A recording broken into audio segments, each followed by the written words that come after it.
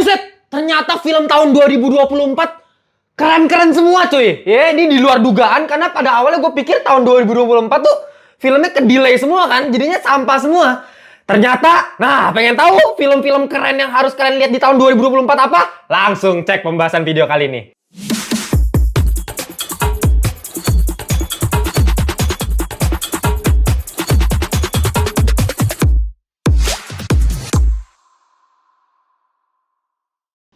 Welcome back to Ngelantur Indonesia. Skui nonton, skip lon. Jangan lupa kalian semua ya.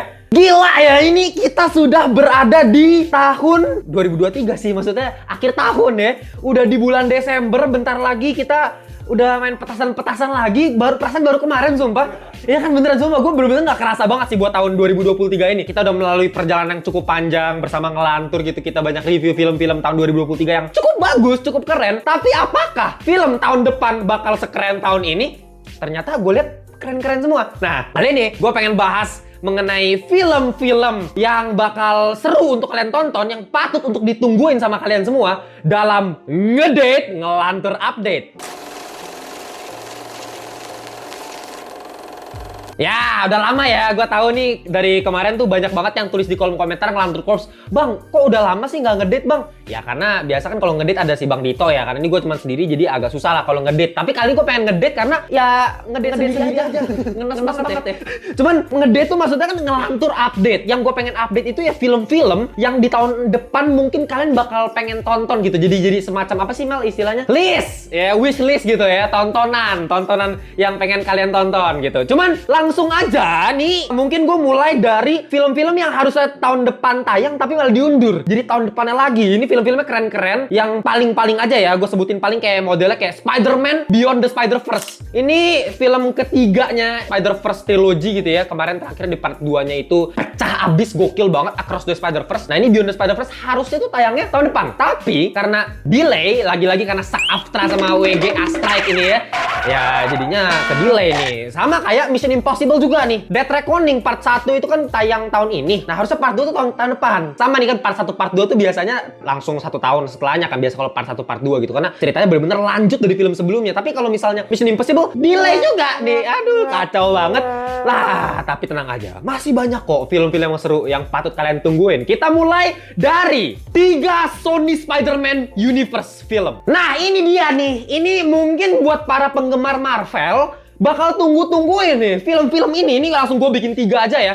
Bukan Spider-Man Beyond the Spider-Verse, bukan, maksud gue di sini harusnya tuh Madam Web nih. Jadi ada Kraven the Hunter, itu tayangnya 30 Agustus ya. Terus ada Venom.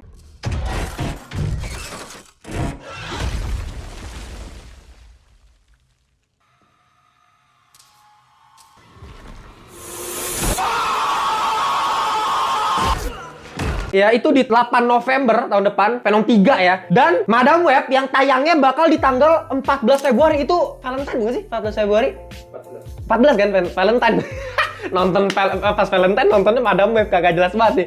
Ya, jadi ini 3 dari Sony Spider-Man Universe, itu franchise-nya Sony mengenai karakter-karakter Spider-Man yang kagak jelas menurut gue nih franchise mau dibawa kemana gitu arahnya. Kayak dulu kan kalau nggak salah namanya tuh SPUMC, ribet banget tuh. Sony Pictures of Spider-Man Characters atau apalah kan. SPUMC pokoknya sekarang terus diganti jadi SSU. Ya ini model-modelnya base-nya dari Venom sih mulainya ya. Baru ada Kraven, terus kemarin ada Morbius yang sampah juga. Ya kemarin Venom 2 juga udah sampah. Morbius sampah, Madam Web juga kemungkinan besar menurut gua kayaknya sampah juga karena gue liat trailer itu kok kayak fanmade cok. Trailernya Madam Web ya, aduh lu ngapain kayak perkenalin karakter-karakter Spider-Man yang menurut gua mediocre gitu. Lu kalau mau perkenalin karakter mediocre Spider-Man itu menurut gua wajib ada Spider-Man sebenarnya sebagai karakter utama pemancingnya gitu sih, Peter Parker-nya. Kalau nggak ada Spider-Man-nya, emang lu tertarik Mel nonton kayak ada misalnya kayak Madam Web gitu?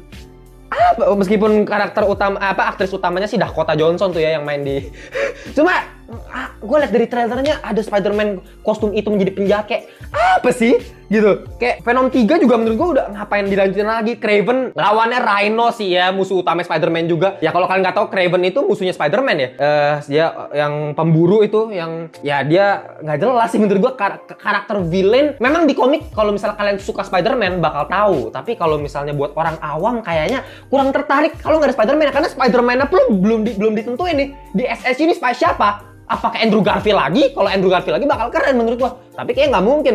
Ini ada Rhino baru di sini. Andrew Garfield kita udah lihat Rhino-nya di Amazing Spider-Man 2. Jadi apakah Sony buat Spider-Man barunya lagi sendiri? Aneh juga sih. Ya, tapi ya itu yang pertama karena gua langsung ambil dari Madam Web-nya aja, itu 14 Februari ya. Itu paling cepet nih tayangnya. Lanjut lagi, film kedua itu Dune Part 2. Ya mungkin banyak dari antara kalian yang udah nungguin film ini. Ini film bakal tayang setelahnya 13 Maret. Jadi ini bakal gua kasih tahu nih recap film-film buat tahun depan itu sesuai tanggal aja ya, dan yang seru-seru aja. Mungkin masih banyak yang belum gua kasih tahu ke kalian. Kalian tulis di kolom komentar aja nanti. Ya ini yang kedua ini menurut gua yang patut ditungguin itu tanggal 13 Maret. Itu Dune Part 2 yang diundur juga, setahu gue harusnya tuh tahun ini harusnya ya, cuman kena delay juga. Ya siapa yang nggak mau nungguin si Timothy Diallo ini, maksud gue Timothy Chalamet ya.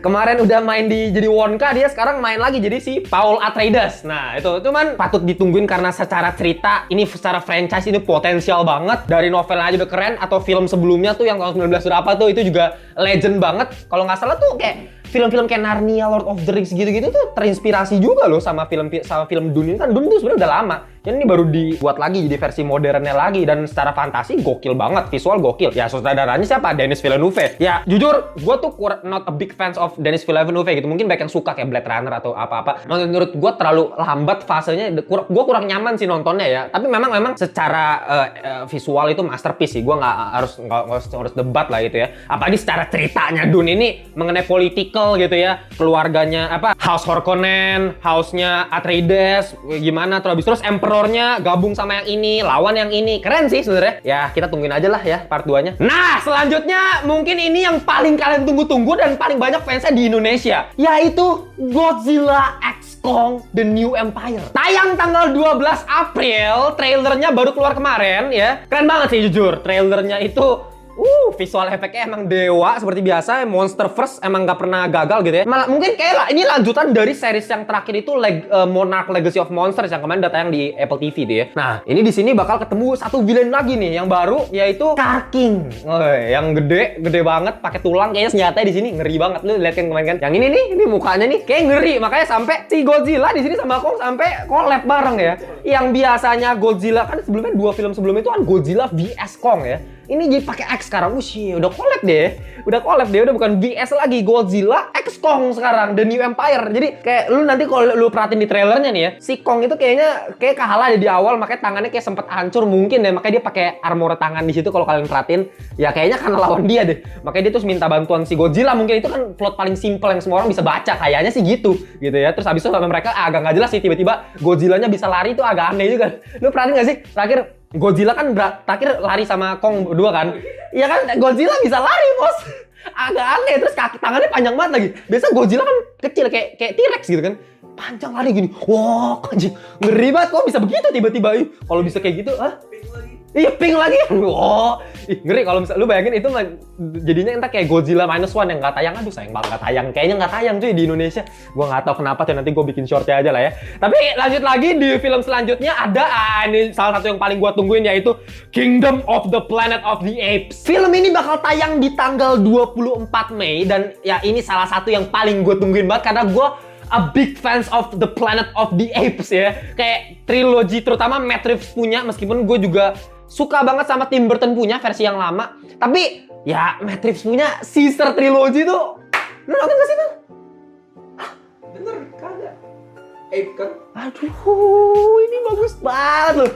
Planet of the Apes ya. Kalau kalian nggak tahu film-film sebelumnya, mungkin sebelum ini film tayang tahun depan kalian wajib belum kayak misalnya kayak editor gue nih belum nonton sama sekali. Wajib nonton. Lu juga wajib nonton yang film 1 2 3-nya nih. Sebelum nanti kita nonton bareng-bareng ini. Pertama Rise of the Planet of the Apes, yang kedua ada Dawn of the Planet of the Apes, yang ketiga ada War for the Planet of the Apes. Itu triloginya Caesar sebagai seekor kera yang ya diasuh sama si James Franco tuh di film pertamanya, masih lucu, masih unyu-unyu. Sampai lu lihat development karakter dia sampai ke film ketiga jadi pemimpin kera. Ya, nah lu bakal lanjutin di sini, ya kan kita udah tahu si Caesar di War for the Planet of the Apes itu udah mati kan. Di bener-bener di endingnya itu trilogi yang keren banget. Nah ini film keempatnya bisa dibilang tuh kayak semacam soft reboot, nggak bisa dibilang reboot, cuma lanjutannya. Tapi udah nggak pakai karakter-karakter di sebelumnya, karena ini udah kayak berapa generasi setelahnya gitu, udah berapa belas tahun lah setelahnya. Jadi kayak Caesar udah nggak ada, bahkan katanya anaknya si Caesar juga udah nggak ada, si Cornelius yang anak yang paling mudanya itu, kalau nggak salah kan Cornelius tuh udah nggak ada. Nah karakter utamanya penggantinya itu si Noah nih katanya namanya nih sinopsisnya ya. Kera muda yang memang di sini mencari apa ya? Sebuah hal yang sangat misterius di mana di sini peradaban kera yang harusnya dulu perang lawan manusia gitu ya. Sekarang keranya itu udah justru lebih maju daripada manusianya. Manusianya udah jadi kayak keranya, lu bayangin, udah kayak manusia purba gitu. Karena di sini yang mendominasi keranya. Lu bakal lihat di trailernya, keren banget ya. Kita bisa lihat POV dari ya ini peradaban civilization, makanya di sini Kingdom of the Planet of the Apes kan. Karena ya lu bakal lihat di sini ada rajanya yang punya diktator, di situ diatur kerajaan keranya seperti apa. Keren banget sih ini gue penasaran, tapi ya sayangnya ya udah gak ada Caesar. Menurut gue itu agak kelemahan karena nyawa dari Planet of the Apes itu menurut gue Caesar itu karismatik, bijaksana. Kalau misalnya lagi butuh tegas, kejam. Kalau lagi memang dia ada moral untuk kebaikan hati terhadap manusia karena dia diasuh sama manusia, dia juga ada. Itu kayak complexity Caesar yang bisa gue bilang anti hero atau apa ya, semacam seperti itu. Tapi keren banget sih, gue suka banget Caesar. Jadi kalau nggak ada Caesar kayak ada yang hampa sih rasanya nonton Planet of the Apes. Oke, lanjut lagi. Ada Ballerina. Tayang pada tanggal 7 Juni dan ini kalau buat yang belum tahu bang, ini nggak jelas bang apa sih Ballerina? Dari posternya aja kok agak serem-serem gini, Ballerina tapi pakai tato-tato gini. Ya kalau buat yang kalian belum tahu, ini sebenarnya spin-off dari film John Wick bos. Ya franchise John Wick. Jadi ini mengambil latar katanya ya, ini setelah chapter 3 dan sebelum chapter 4 John Wick gitu. Nah karakter utamanya itu si Ana de Armas. Oh gila. Kalian buat yang belum tahu Ana de Armas John Wick kayak gimana nih fotonya? Tahu gak sih lo yang pakai dress? Aduh, itu mohon maaf ya buat cewek gue. Itu sih tidak bisa tidak bisa dilewatkan hal yang seperti itu. Ya, Ana de Armas di John Wick, kalian bisa dicek nih. Ya, gila nggak ya? Ini Ana de Armas dan dia memang diceritakan sebagai seorang balerina, tapi dia seorang pembunuh bayaran juga. Berada di universe John Wick, tapi kayaknya yang nggak ada John Wick-nya. Mungkin juga, tapi mungkin ada masuk sebagai easter egg, bisa aja. Tapi kita lihat aja si Keanu Reeves bakal masuk lagi nggak di film ini. Ya, lanjut lagi di film horor kali ini. A Quiet Place Day One. Tayang di 28 Juni ya. Ini satu hari setelah ulang tahun gua. Mungkin langsung kita nonton film horor itu. Ya, ini film siapa yang nggak tahu, franchise yang udah terkenal, udah 2 film sebelumnya, Quiet Place Part 1 sama Part 2. Cuma karena judulnya Day One, ini bukan film ketiga, bukan sequel, tapi lebih kayaknya ke prequel lah justru, ke hari pertama. Kalau kalian perhatiin di Quiet Place Part 1 itu kan menceritakan ya udah tiba-tiba udah kejadian itu kan, udah ada tiba-tiba udah monsternya ya, udah tiba-tiba kita dikasih lihat keluarganya si John Krasinski itu ya, si keluarga Abbott tuh. Nah, terus di yang Part 2 di opening scene-nya itu dikasih lihat tuh POV dari keluarganya si John Krasinski ini ketika pas kejadian pertama kali ada meteor yang ada tiba-tiba ada monsternya keluar semuanya ya, chaos. Tapi itu bentar doang, tapi kayaknya bakal dieksplor lagi di film yang ini, yang ketiga ini gitu ya. Mungkin katanya keluarga utamanya si John Krasinski ini sama si Emily Blunt istrinya itu semua kayaknya sih gak bakal di-include lagi ya kayaknya ya, tapi tetap produsernya si John Krasinski-nya. Wajib banget ditungguin film horor yang satu ini. Tapi ini kita lanjut ke film paling gue yakin semua orang tungguin,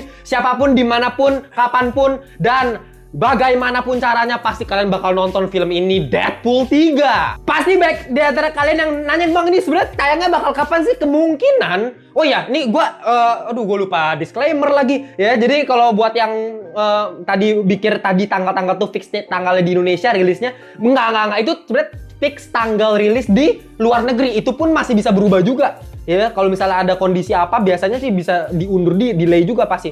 Cuma itu at least tanggal yang kita tahu sampai sekarang itu di luar negeri. Nah untuk di Indonesia pasti nanti menyusul lagi tanggalnya, itu pasti nanti deket-deket filmnya tayang lah baru dikasih tahu tayangnya di Indonesia kapan gitu. Nah untuk Deadpool 3 ini 26 Juli ya kalau kita lihat. Dan siapa yang nggak tahu mengenai Deadpool? Semua orang pasti tonton. Lu pasti 2 film nonton kan ya? Deadpool 1 nggak, kayak siapa sih yang nonton kecuali bocil kan, nggak boleh kan, R-rated gitu. Ini bakal jadi kayaknya film satu-satunya MCU yang dikonfirmasi deh. Gue nggak tahu film MCU lain yang tayang di tahun 2024 apa ya? Sorry ya, gue agak lupa nih soal mengenai MCU, jadi kalian tulis kolom komentar. Setahu gue, yang gue paling tahu ya Deadpool 3 ini, dan ini udah masuk di MCU. Sebelumnya Deadpool ini yang film 1 sama kedua itu kan di universe Fox ya. Tapi karena Fox itu udah dibeli sama Disney lagi-lagi, jadi dia mungkin bakal melakukan yang namanya breaking the fourth wall lagi, Pak. Dimana dia kayaknya bakal keluar ke penonton, mungkin gini loh. Buat yang nanya, karena ini kan ada satu post, nah ini kalian lihat deh, nih leak foto mengenai logo Fox yang udah hancur. Ya ini kan indikasi gimana caranya si Deadpool ini kayaknya ngehancurin universe Fox kan gitu. Nah, tapi gimana caranya Bang, kok bisa begitu? Kenapa sampai begitu? Gini, gue kasih ideologi paling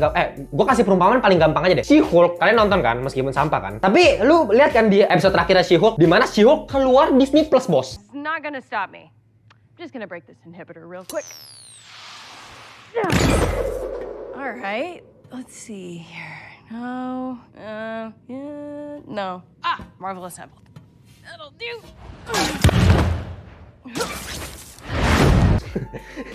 Literally dia keluar dari Disney Plus yang bisa bikin kita kaget kagak jelas gitu tuh, sampai nggak cuman keluar dari Disney Plus, dia sampai masuk ke dunia nyata ngeobrak-abrik kru-kru di Marvel Studios kan, kayak orang apa itu ya? Ya menarik sih sebenarnya. Tapi karena itu memang kemampuan khususnya si She-Hulk untuk breaking the fourth wall, sama kayak Deadpool. Kalau She-Hulk bisa kayak gitu, pasti Deadpool juga bisa. Mungkin dia ngelakuin apa nih ke ke Fox gitu ya. Apa mungkin ini kan banyak yang teori juga, spekulasi dia ini bakal include sama TVA ya, TVA yang di Loki, karena TVA itu yang benar-benar pegang kendali mengenai time gitu kan. Dan Deadpool, kalau kalian inget di Deadpool 2, dia kan obrak-abrik waktu kan. Terakhir dia sampai ngebunuh, ngenembak headshot Ryan Reynolds, aktornya sendiri.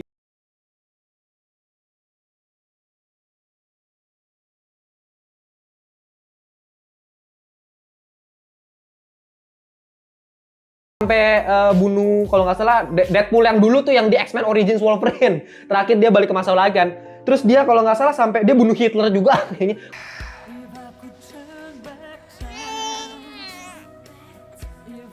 Maximum effort. That's okay. Let me see here. I have what it takes to do this. So I'm just gonna change your diaper real quick, and then I'm gonna come back with my friend Cable. Kalau nggak salah kan tolol sih emang. Cuman gara-gara hal yang dilakuin itu, breaking the fourth wall dan bla bla bla, masuk ke universe lain-lain, kayaknya sih ya ditangkap TVA sih. Itu paling make sense kan. Dan mungkin juga kalau misalnya ini mengambil latar timeline setelah Loki season 2, kemungkinan besar nih berhadapan dengan Loki nih. Mungkinnya Loki bisa masuk di sini. Jadi ini bakal menarik banget. Apalagi ada si Hugh Jackman, bos, masuk lagi, bos, yang udah bilang pensiun dari sebagai Wolverine, tapi dia di sini join lagi dengan kostum ikonik akurat komik kuning yang pasti kita semua suka banget ini, klasik kuning yang nggak pernah dikasih lihat ya di Fox, karena pengen menjaga kesan gagahnya Hugh Jackman. Tapi di sini keren juga kok, pakai kostum kuning ya, kerennya tinggal pakai topeng aja sih nanti kayak gimana gitu. Pasti bakal gokil banget. Potensi menurut gue, yakin gue sukses meskipun MCU lagi turun-turunnya. Tapi kalau masalah Deadpool, gue yakin semua bakal sukses secara box office, secara kualitas. Kalau kualitas gue juga belum bisa tentuin pasti sih. Dan terakhir ini yang bisa gue kasih tahu rumor sedikit, kan ada foto nih. Nah ini kan leak foto juga mengenai Sabretooth tuh. Sabretooth yang dipenggal tuh katanya. Sabretooth tuh kalau kalian inget di X-Men pernah muncul di tahun 2000 yang udah buas gitu kan, yang gigi itu ya kan. Nah itu kan kalau kalian perhatiin di X-Men Origins Wolverine, dia itu masih biasa aja kan, nggak jadi liar gitu kan. Terus di timeline X-Men 2000 jadi buas gitu. Itu mungkin karena mutasi tuh. Itu emang, nah kalau kalian pengen nggak tahu mengenai timeline X-Men, ya mungkin kalian harus cek videonya ngelantur sebelumnya. Gue sering jelasin tuh mengenai timeline X-Men yang emang agak ribet. Cuma di sini bakal muncul lagi. Jadi ini pasti, aduh keren banget nih. Ini banyak banget teori, kalian bisa tulis di kolom komentar mengenai Deadpool 3. Makanya kita langsung lanjut lagi ke film berikutnya, yaitu Gladiator 2. Tayang pada tanggal 2 November nih, udah mau di akhir tahun lagi. Ya ini menceritakan 15 tahun setelah peristiwa di Gladiator 1. Ini sebenarnya film yang menurut gua harusnya nggak usah dilanjutin, itu udah bagus. Terakhir si Russell Crowe-nya udah mati di situ. Ngapain dilanjutin lagi? Itu udah film Oscar, mau dilanjutin Gladiator. Gua nggak ngerti. Sama Ridley Scott balik lagi, katanya saudaranya si Ridley Scott lagi ya. Di Napoleon udah hancur, gua nggak tahu nih. Mau bikin film kedua lagi, aduh agak aneh sih. Pemeran utamanya udah bukan si Russell Crowe lagi. Ini pemeran utamanya namanya si Lucius Verus, bakal diperankan oleh Paul Mescal nih ya. Dan yang gua aneh itu dia dicomot di film ini jadi si Lucius Verus, katanya gara-gara dia pernah main teater terus dia buka baju gitu, terus kan badannya bagus gitu, langsung kayaknya cocok nih jadi Lucius Verus. Agak gay. Tapi ya kalau kalian nggak tahu, Lucius Verus itu katanya dia keponakannya si Commodus. Commodus itu musuh utama di Gladiator 1 yang diperanin sama si Joaquin Phoenix tuh ya, jadi kaisar tuh yang jahat itu, yang licik itu. Nah itu keponakannya ya, gue nggak tahu sih ini film tentang apa. Bahkan Russell Crowe kemarin terakhir udah ditanya gimana Gladiator 2. Padahal si Russell Crowe udah kesel banget tuh, ngapain sih nanya-nanya gue nggak masuk ke si film ini lagi ya. Oh ya gue lupa kan, udah masuk ke November aja gue baru inget nih sekarang nih, ini padahal film yang paling gue tungguin buat tahun 2024. Jujur, aduh gue malu. Di antara semua film yang gue masukin, ini yang gue lupa, padahal ini yang paling gue tunggu-tungguin. Apa? Tau nggak? Pinter loh ya, memang dia udah ngerti gue berarti nih. Joker Foilade tayang di 4 Oktober. Aduh, kenapa gue bisa lupa ya film yang satu ini? Ini yang paling gue tungguin dari semua. Satu-satunya film DC di tahun 2024. Dan itu pun bukan DC Universe-nya James Gunn punya. Ini DC yang sendiri, Universe Joker. Dan lagi-lagi sama seperti Gladiator tadi, ini harusnya nggak usah dilanjutin, bos. Ngapain lu lanjutin film yang udah masterpiece sebagai individual movie, independent movie gitu. Kayak dikasih open ending di terakhir, kita nggak bakal tahu lagi kayak apakah ini semua kejadian beneran di dunia nyata atau ternyata selama ini semuanya tuh film cuman imajinasinya Joker doang. Itu kan keren banget. Lu dikasih open ending yang bisa kita biar mikir, penonton pihak pikirnya sendiri gitu sama saudaranya. Terakhir yang dia di ruang psikologis itu ya.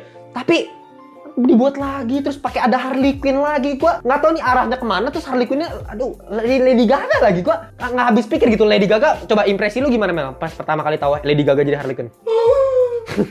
Nah, ntar mukanya ada lah di sini. Cuma ya kalau buat gue tuh kayak ya Lady Gaga itu memang nyentrik, eksentrik, cocok jadi Harley Quinn. Tapi kalau misalnya mau ngomongin Harley Quinn tuh otak gue tuh udah Margot Robbie itu udah dipenuhi sama muka dan badannya. Bukan maksud gue cara dia bergerak gitu kan, Harley Quinn liar banget maksud gue gitu loh. Jadi kayak aduh keren gitu. Tapi kalau Lady Gaga sih nggak, aduh apa gue aja nggak tahu acting dia kayak gimana, nggak yakin. Lu bayangin seorang penyanyi yang actingnya belum bisa belum dibuktikan lawan seorang pemenang Oscar gitu, kayak lu yakin bisa? Dari poster ini sih fotonya sih kayaknya agak dramatik sih, dapat ya kayak ada kesan ininya ya. Semoga aja bagus ya, jangan sampai disampahin film yang pertamanya udah keren banget ini. Ya lanjut lagi, kita lanjut ke yang paling mind blowing dari semuanya.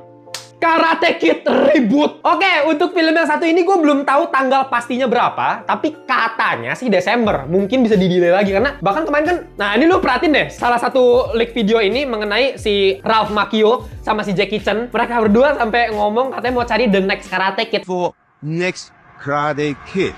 That's right. The global search for the star of our new film starts right now. So let's wax. Jadi pemeran utamanya masih dicari nih, next Karate Kid ya. Gue nggak tahu ini kayaknya sih soft reboot ya. Katanya bakal menggabungkan antara Mr. Han nih si Jackie Chan sama Daniel LaRusso. Ini si bocil masih muda, sekarang udah gede, si Ralph Macchio yang terakhir main di Cobra Kai, series Cobra Kai, udah jadi pemimpin intinya. Ini sih pasti bakal, gue pas pertama kali tahu ini sih gue kaget banget sih, gue mind blowing banget. Gue mikir apakah ini jangan-jangan ternyata selama ini universe-nya Karate Kid yang 1984 ini kan yang versi klasik ya, yang karate bener-bener karate, sama versi Karate Kid yang kungfuan yang Mr. Han mungkin itu 2010 ya. Jadi kayak mungkin itu di satu timeline yang sama, bisa jadi. Tapi katanya bisa juga ini soft reboot karena nggak mungkin bawa si Jaden Smith lagi, karena Jaden Smith udah kayak orang penyakitan kayak apa kan. Jadi ya mending pakai yang lain aja ya kan daripada pakai Jaden Smith. Ya itu yang paling gue tungguin itu sih. Jadi kita masih nggak tahu sama pokoknya ini pasti keren banget sih, gila Mr. Han sama Daniel LaRusso. Ya, yang satu pakai begini-begini, yang satu begini utok ya. Gila keren banget ya. Oke, itu semua film-film yang menurut gue paling berpotensi seru banget yang kita harus tungguin di tahun 2024. Pasti masih banyak lagi sebenarnya. Contoh nih, masih ada beberapa kayak Inside Out Part 2. Kenapa gue nggak masukin di sini? Karena Inside Out menurut gue ya apa yang lu mau lanjutin ya mungkin sih potensinya kayak si Riley kan di ending film Inside Out kan kayak udah mau beranjak remaja kan. Terus kayak ada hormon apa namanya tuh? Hormonnya udah mau mulai tumbuh tuh, udah ada mau jadi orang remaja. Ininya emosinya bakal tambah-tambah lagi kalau nggak salah tuh yang di akhir-akhir tuh udah net. Nah, itu kayaknya lanjutin ke film part 2 ya tuh. Dimana kayak Riley udah remaja dan lebih kacau lagi tuh di situ emosi-emosi. Cuman kayak menurut gue sih kayak sebenarnya nggak perlu sih. Itu udah ending bagus di Inside Out part 2 gitu. Nah, yang paling gak jelas ini satu lagi sebenarnya nih. Ini gue nggak nyangka sebenarnya. Mufasa The Lion King. Ini apa ini? Kenapa lu apa ini? Ini prequel sih kayaknya ya. Ini prequel menceritakan Mufasa. Ini kayak film keduanya setelah The Lion King kemarin tahun 2019 yang mending lu nonton National Geographic Wild gitu. Nah, di di sini dilanjutin lagi ceritain Mufasanya gitu. Gua nggak habis pikir lah ya. Semoga aja bagus sih. Semoga kali ini mukanya dibikin lebih berekspresi sedikit kali. Mungkin siapa tahu gitu ya. Biar lebih keren. Tapi nah pasti banyak banget nih film-film lain yang kalian tungguin yang belum gue sebutin. Mad Max lah apalah pasti masih banyak banget ya. Jadi kalian tulis di kolom komentar aja. Dan kalau misalnya kalian pengen tulis juga dari semua film yang gue sebutin tadi ada berapa? Gue udah banyak banget gitu, gila ya. Yang paling lu tungguin apa? Nah ini gue tanya editor dari semuanya yang paling lu tungguin. Joker sih kayaknya. Joker ya Joker sih, gila Joker sih, kacau banget sih, pasti kita harus tungguin. Nah kalian tulis di komentar yang paling kalian tungguin yang mana. Jangan lupa follow kita di Instagram, di TikTok, dan kalau kalian pengen join komunitas Ngelantur Corps, join di link yang gua taruh di bawah. Kita bisa ngobrolin seputar perfilman, TV series sama Ngelantur Corps yang lain. Kalau pengen kalian dapetin baju official merchandise dari Ngelantur, bukan pamer pentil lagi-lagi ya, tuh logo Ngelantur. Nah ini baju-baju oversize Cotton Combat 24S plastisol sablonnya. Ya premium itu gue desain sendiri pakai tangan gue, keren banget. Kalian tinggal beli lewat link yang gue taruh di bawah. Oke, ya udah gitu ya. Kita jumpa di video berikutnya. Bye bye semuanya. Karena Inside Out, aduh, karena Inside Out. Kalau kalian pengen join komunitas Ngelantur Corps, join di link yang gue taruh di bawah. Di